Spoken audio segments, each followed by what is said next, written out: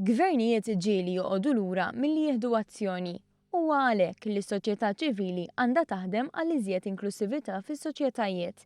Kliem il-President ta' Malta Mary Louise Coleiro Preca meta kienet qed tindirizza l-People's Forum li kienet jiddiskuti t-tema ta' xi wassal għal reżiljenza fis-soċjetajiet. Id-diskussjoni li fi kliema poġġiet it-tema ta' reżiljenza fuq pjattaforma internazzjonali.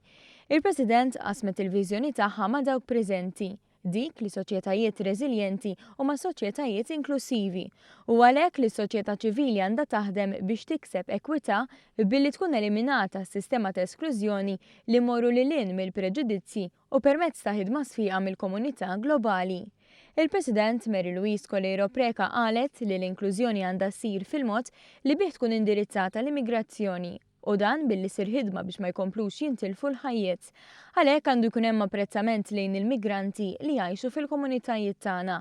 Iżidet tajt li f'soċjetà verament inklusiva dawn il-persuni huma milquha.